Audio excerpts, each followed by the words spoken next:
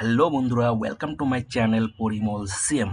বন্ধুরা, আজকে আমি আপনাদের জন্য যে ভিডিওটি নিয়ে এসেছি সেটি হচ্ছে, আপনারা যারা ড্রাইভিং লাইসেন্স পরীক্ষা দিয়েছেন, পরীক্ষা দেওয়ার পরে আপনারা পাশ করলেন না, এটা কিভাবে আপনারা জানবেন, অনলাইনে কিভাবে আপনারা এটা চেক করবেন, সেই বিষয়টি আপনাদেরকে দেখাবো।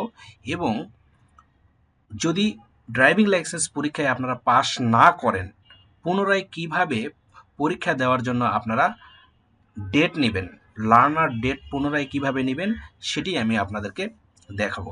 তো চলুন বন্ধুরা, দেখে নিই কীভাবে এটি আপনারা চেক করবেন। এর জন্য আপনারা বন্ধুরা আপনাদের মোবাইল অথবা আপনাদের কম্পিউটার থেকে যে কোনো একটি ব্রাউজারে চলে যাবেন।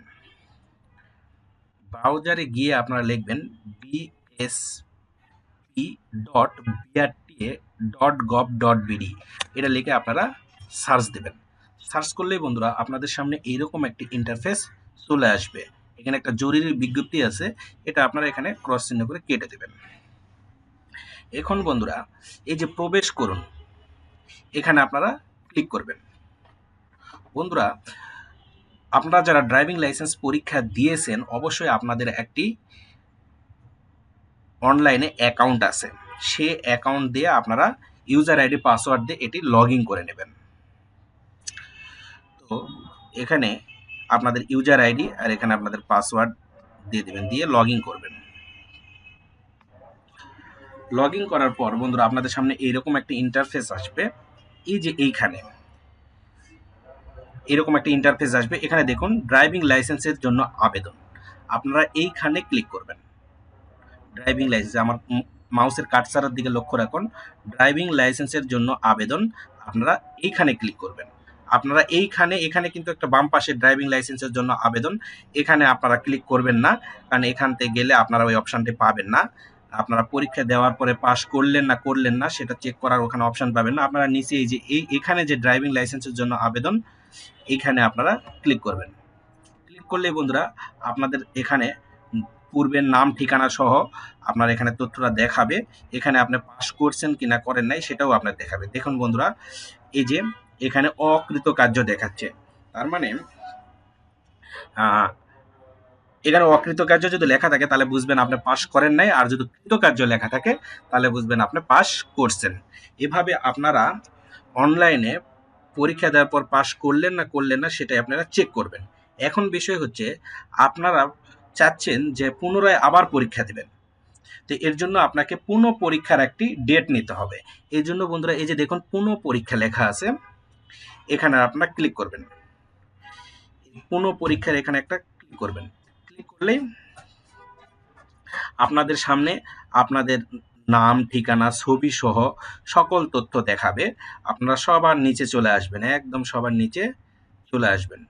একদম সবার নিচে চলে আসলে এখানে আপনারা আপনাদের ডেট দেখতে পাবেন। এই যে দেখেন পুনঃ পরীক্ষার তারিখ, আপনি কত তারিখে আপনার পরীক্ষাটা পড়বে, কয়টার সময় পড়বে, পরীক্ষার স্থান এবং কত টাকা পুনঃ পরীক্ষার জন্য কত টাকা জমা দিতে হবে সেটাও আপনারা দেখতে পাবেন। এই যে 230 টাকা পুনরায় পরীক্ষা দেওয়ার জন্য ভ্যাট সহ আপনাকে 230 টাকা জমা দিতে হবে। এখন আপনারা কিভাবে জমা দিবেন, এই যে বন্ধুরা ফি জমা দিন লেখা আছে, এখানে আপনারা ক্লিক করবেন। পুনঃ পরীক্ষার ডেট নেওয়ার জন্য ফি জমা দিন, এখানে ক্লিক করলেই আপনাদের সামনে এরকম ইন্টারফেস আসবে।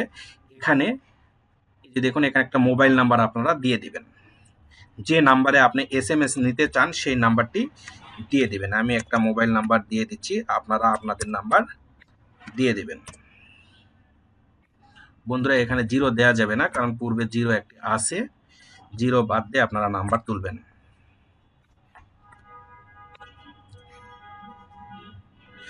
নাম্বারটি দেওয়ার পরে বন্ধুরা পাশে একটি টিক চিহ্ন দেওয়ার অপশান আছে, আপনারা এখানে একটি টিক চিহ্ন দিয়ে দিবেন। দেওয়ার পরে বন্ধুরা আপনারা নিচে আসবেন, পেমেন্টের মাধ্যম, আপনারা কিসের মাধ্যমে পেমেন্টটি দিতে চাচ্ছেন, নগদ নাকি বিকাশ, সেটি আপনারা সিলেক্ট করে দেবেন।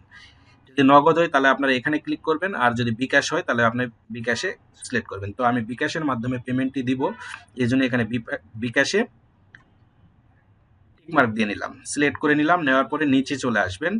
নিচে এসে বন্ধুরা এই যে I agree with payment terms and condition, এখানে একটা টিক চিহ্ন দিবেন। দেওয়ার পরে নিশ্চিত, এই নিশ্চিতে একটি ক্লিক করবেন। নিশ্চিতে ক্লিক করলে বন্ধুরা একটু লোড নেওয়ার পরে আপনাদের সামনে বিকাশের নাম্বার দেওয়ার অপশানটি চলে আসবে। এখানে আপনি সেই কাঙ্ক্ষিত বিকাশ নাম্বারটি দিবেন, যে বিকাশ থেকে আপনি পেমেন্ট দিতে চাচ্ছেন সেই নাম্বারটি দিয়ে দিবেন।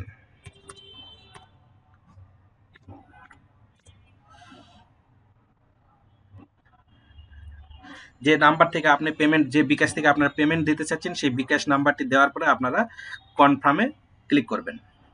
কনফার্মে ক্লিক করলে আপনার সেই কাঙ্ক্ষিত বিকাশ নাম্বারে একটি ওটিপি চলে যাবে। আপনারা সেই ওটিপিটি এখানে বসিয়ে দেবেন।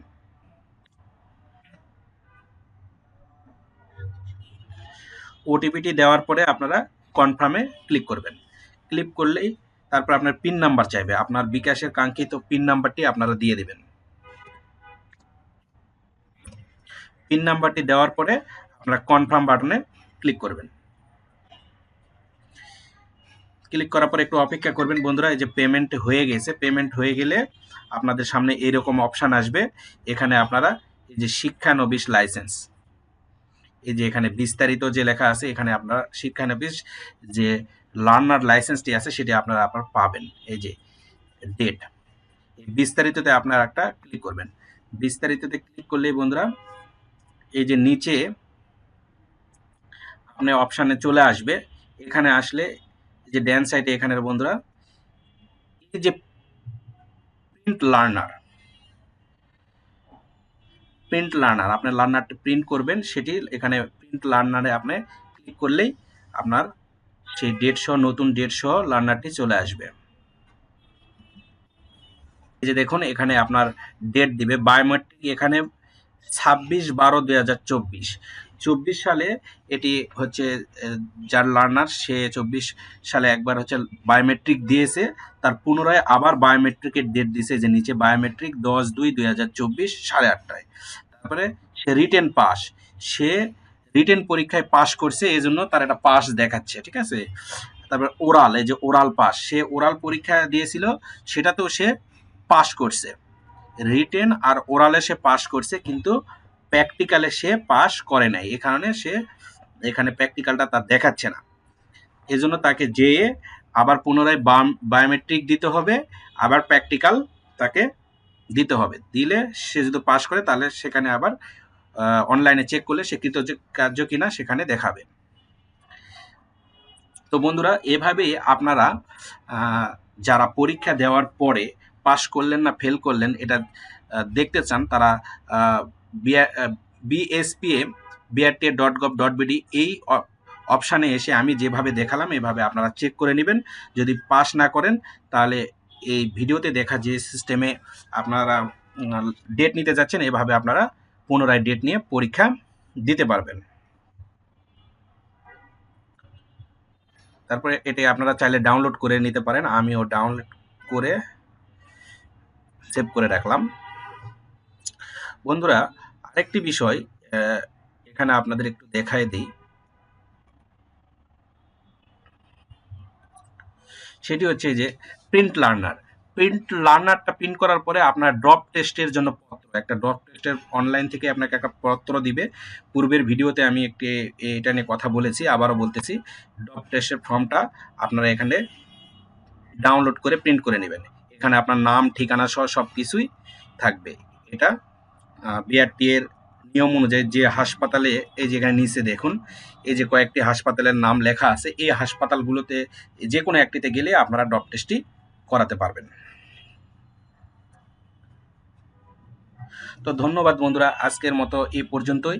ভিডিওটি যদি আপনাদের কোনো উপকারে আসে, ভালো লাগে, বিন্দু পরিমাণ যদি আপনার উপকার হয়, অবশ্যই বন্ধুরা ভিডিওটি দেখে লাইক, কমেন্ট এবং সাবস্ক্রাইব করবেন।